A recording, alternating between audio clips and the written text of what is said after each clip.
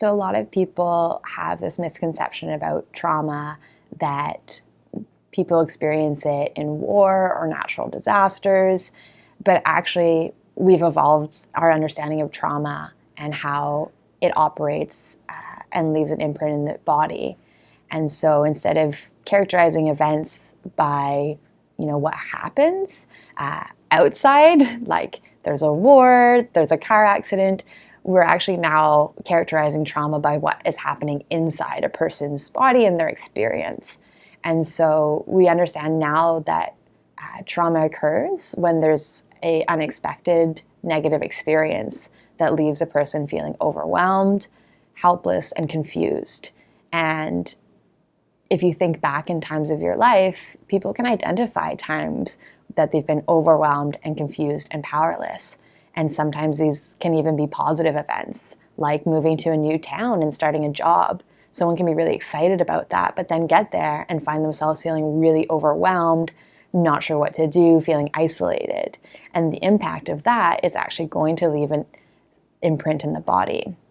And so now we understand that trauma isn't an event that happens inside, it's actually the result of an event and what happens inside as a consequence of that event.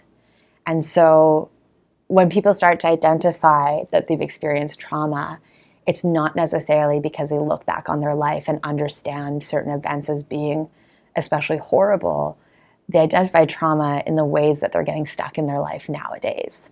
So the way that they're responding to a situation or to a relationship is rigid, that they know that they want to behave differently. They know that they want to feel differently and respond differently. But every time this situation comes up or every time they enter a relationship, it's like the same problems all over again. And even though they have the self-awareness or they have the education to understand that and want to be different, they feel really stuck.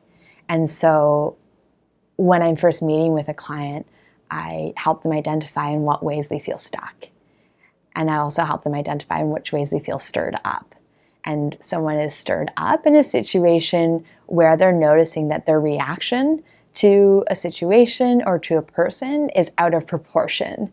The intensity is out of proportion to the situation in their life nowadays. And that's usually a pretty good indicator that there's something in their nervous system that's feeling scared, that's feeling threatened. And so they're operating out of a survival mechanism that's trying to keep them safe.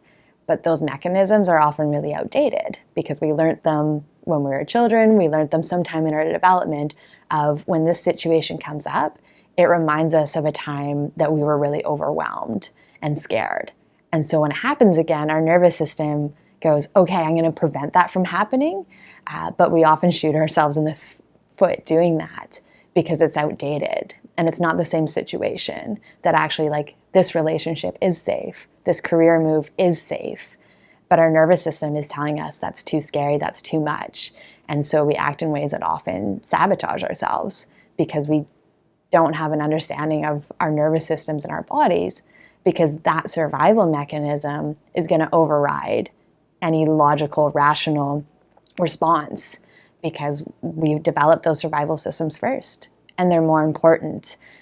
Keeping ourselves alive is more important for our nervous system than helping us thrive. We're just designed to survive. And so without that knowledge or understanding, people really get stuck in these rigid ways of responding, even though they know they want to be different, they know they can be different. When like rubber hits the road, they get frustrated because they can't seem to break past that.